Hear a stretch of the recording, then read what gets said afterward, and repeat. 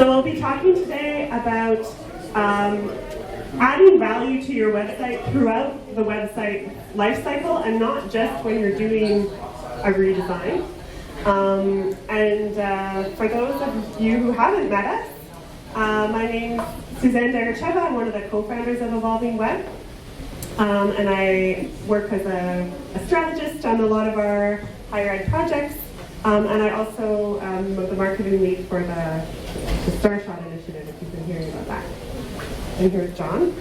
Hi, good afternoon. My name is John Cloys. I'm Assistant Director of Web and Digital Initiatives for the School of Public and International Affairs at Princeton. I've been in Drupal for maybe about 12 years now, and in the higher ed space for about 17. And we put together this presentation because John's website at the School of Public and International Affairs at Princeton is just such a good example of adding value to the website after you launch. I'm also adding in some other examples from other higher ed projects. So launching your website is really just the beginning of the life cycle. It's one step that kind of feels like final, like, okay, we're publishing this thing we created. But if your goal looks beyond that launch date, I think you can often get a lot more value out of a project. And there's this idea that you need to be, constantly redesigning your website. This number is like, oh, people redesign their website every 3 years. Maybe in higher ed, that's like a little bit longer than every 3 years, but still seems like people redesign all the time. And I always step back and think, like, what's actually forcing you to do a complete redesign, and is that a legitimate reason? So sometimes you do have to do a rebrand, sometimes you have to upgrade the technology. I know a lot of folks have done, who here's done a redesign because they had to move to Drupal, a new version of Drupal. And you're like, well, just redesign, well, we're doing that. Or maybe a new leadership comes in and says, oh yeah, we gotta start from scratch, and they wanna leave their mark. But I think a better question to ask is, like, what's driving the investment in your website? Like, what directs how you spend your time? Is it user research? Are you looking internally at the pain points that people have in updating your CMS? Or is there a new strategic direction? And what are your goals with that? Where should you best spend your energy? And is a redesign really the best use of that investment? So I'll mention a couple case studies before John presents the work on his website, but one is a project for OCAD University. It's like the RISD of Canada, I guess you could say. It's our big design school up in Toronto. And when they were thinking of, we need to reposition ourselves to new students, taking on the whole redesign of the main school website was going to take way too long. And creating a separate microsite for the admissions section just made a lot more sense in terms of investment and just improving what they could do for their recruitment cycle in the near term, making experiments with how they're using the brand online. Another project for Georgia Tech for their libraries website was a design refresh. So they came to us, they were thinking maybe a rebuild was necessary, but when we looked at it, we thought, okay, no need to start from scratch. A lot of the content, a lot of the information architecture is actually working really well, but what we need to improve on is more the feel of the site, making it more attractive to internal audiences at the university, and organizing the services and information in a way that people could actually see what the value of the library was. So it didn't require a complete overhaul of the information architecture. Instead, it was just surfacing a few of the features people didn't know about, integrating search better, and providing a new look. And if you kind of look at these two before and after, they kind of look similar, but actually, they look quite different at first glance, but actually they're quite similar in terms of structure. And then I'll pass it on off to John to talk about his project. Hi, so as Suzanne mentioned, we started to partner with Evolving Web, I guess it was 2019, right before the pandemic. And one of the driving forces for us, was that move from Drupal 7 to Drupal 8 and beyond. And so we took that time to sort of, really sort of think about the content structure of our website and really move from that sort of static brochure website to something a little bit more dynamic that accurately reflected, our students, faculty, and staff. So here's sort of a before and after shot here. You can see, on the left, again, it's very static, very text heavy. And with Evolving Web's help, we were able to sort of develop some design components and design systems that we're able to sort of build off of for the last 5 years and give us sort of that flexibility and ability to move very quickly, which was very helpful during the pandemic. So what does post-launch look like? Like I said, we launched several years ago, and we did this sort of upgraded Drupal 8, and we launched in 2020. And ever since then, we've done a lot of user research and continuous UX improvements. And that really wasn't at play before because we were so worried about just getting the content and getting it up there that it really wasn't part of our bandwidth and the possibilities to that. Looking ahead, we've been able to upgrade to Drupal 9, Drupal 10 pretty easily. And we're actually looking ahead maybe next month to do a little bit of a rebrand, sort of refinement with that. Our main communications has sort of updated and refined some of their guidelines. This is a little bit of an example of some decisions on why different students chose to apply to the school. Part of that user research, continuous improvements to the website that I was talking about before. We were able to do some sort of popular search terms and facets, autocomplete, that kind of stuff that really wasn't there before. Again, sort of develop these media-rich content collections that's just able to build this pretty robust library and sort of give us that refresh that we needed along the way to get it some lights. Here's another example here. And like I mentioned before, this really has helped us sort of take a step back and sort of from that 30,000-foot view, develop sort of a new strategy. We've implemented some sort of sub-brands, if you will. We have a new place in DC. So we were able to sort of launch with that program, take sort of this mixed media approach of having more video for prospective students, and really sort of respond to the needs of the school. We since have a new dean that has different priorities. And again, on the technical side, we've been ready to upgrade with ease with various versions of Drupal, PHP, and the like. Here is our directory that we're able to sort of integrate with PeopleSoft and sort of a feed that we get from there.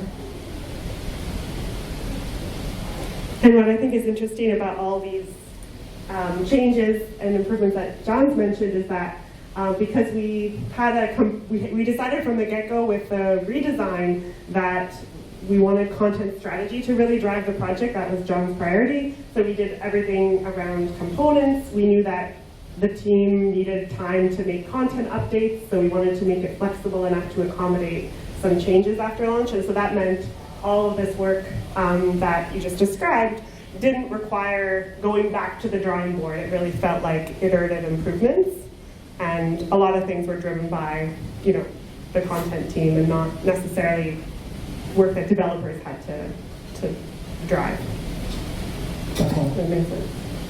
Yeah, so I wanted to also add a section about how to get the most out of your existing CMS, because I know like the life cycle of a website, sometimes it's not something you have control over because you're in higher education, you're using a institution-wide supported CMS. So how many of you have that kind of setup where you're using something that's supported centrally and you can't just go add your own modules? Or maybe you are the central team, right? So I've talked to a lot of people who think like, oh, I need to make a custom website. The McGill platform just isn't flexible enough for what I need. And I always try and play the card of like, do you really need your own custom thing? And so I think there's some things that can help site owners make the most out of what they have between redesigns. So one thing is just knowledge of your components and knowing how to experiment with them. Sometimes documentation around page building tools is really very technical and about like, here's how to assemble a page and don't forget the alt text. But it's not so much about the UX or content strategy, like here, let's place some events on a page, but instead of just events, let's add also a call to action to draw your attention to that section of the page. So using components in a way that prioritizes the rhythm of content and visual imagery on the page. Knowing how to get the most out of your WYSIWYG editor. Sometimes WYSIWYG supports, adding buttons or having different component or different styles that can fill in the blanks when the components don't provide enough flexibility. Sometimes it's about streamlining CTAs. So I think Robert talked about this a little bit earlier in his presentation, but thinking through how calls to action and buttons are used on each page. So you don't necessarily have to redesign everything, but rather just step back and look at how many calls to action do we put on our key pages, and what do we want to draw users' attention to. And then another area that I find often can be improved is content governance. So you can say, oh, we need to implement content governance by setting up the right roles and permissions in Drupal. That's going to solve all our problems. But sometimes content governance is better solved by just people knowing what they have ownership of and when they need to update the content. So identifying the key pages and sections of content and deciding who's responsible for what different aspects of content quality, and just making that clear within your department or your sub-organization. And that's not necessarily something that has to come down from the institutional level. That's something you can decide, this is how we're going to do it at our school or our group. One area of content strategy that you can improve on without a redesign is how you curate content. So often a content management system gives you a way to select content to show up on the homepage. Rather than just always showing the latest news items, actually intentionally saying, we want the news items on our homepage to represent the values of our institution and these aspects, and making sure that you have content that represents all of those differentiators or attributes that you want to show off. And then I know there was mention several times today of editorially and having tools for content editors to improve accessibility. And of course, this is a great way to improve your website between redesigns, because content accessibility is something that carries through.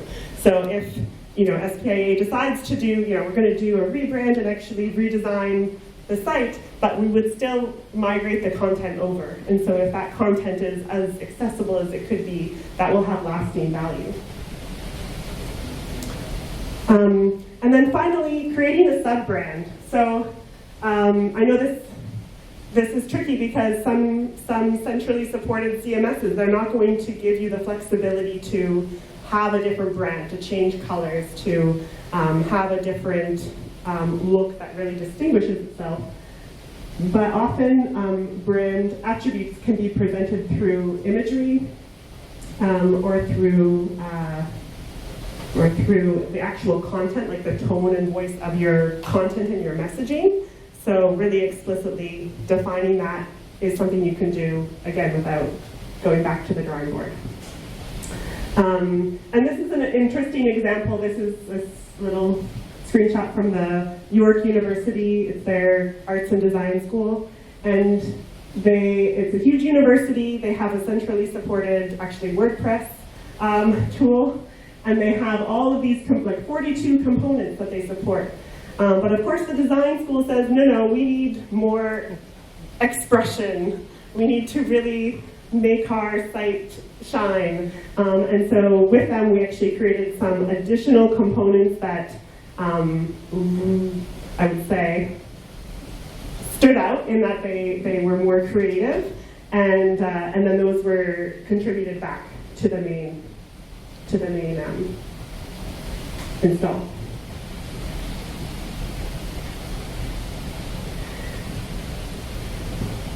So going back to passing it back to John, who's going to talk about when we actually are ready to.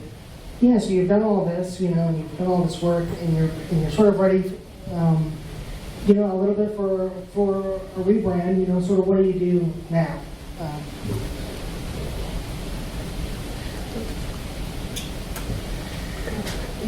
So you continue to do some of that user research. You continue to refine your content, as Suzanne mentioned, and you can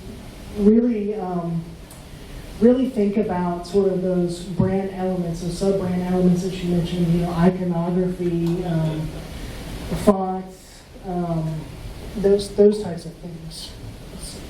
And so here, this is actually from our main Office of Communications. That shows a few examples of what they've been experimenting with, and subsequently some departments have been experimenting with as well. Also, this is a lock-up logo here at the top left. Yeah. And so those are new brand elements that you're planning to integrate into the SPA site. Is that right? Correct. Yeah. So, which is all to say that continually working towards your next redesign, but not waiting on it to make improvements. I think this is key to kind of know that it will happen one day, but not to wait for it. And so, just some things you can maybe take away and start doing today. I've kind of shared some general ideas, but what are some easy things to do? So one is to see your website with fresh eyes. I think sometimes people are intimidated by the idea of like, oh yeah, user research should really drive your website strategy. But you don't have to go and say, oh, we need to start from scratch with all this research and surveys and persona development. Just seeing your website with fresh eyes, showing it to a new colleague who hasn't looked at it or kind of is new to your organization can really help you just see more from an external perspective how things are set up, and maybe some basic improvements to content and UX that you can make. Improving your content accessibility, I think, is always worth investing in, and again, not something you ever need to wait for a redesign to do. And then creating a content governance plan is something that can really not just bring value between big redesign or rebrand projects, but actually help you plan for it, because it can carry over into a content audit that will then help you decide what those bigger changes need to be. So putting together a content governance plan, even if it's pretty basic, will still give you better insights into what should drive your strategy in the future. And we don't have, it's a short presentation, so if you have questions about like what that content governance plan should look like, or you want to look at an example one, because I have one for Drupal.org that I can just share, please come talk to me. Love talking about that.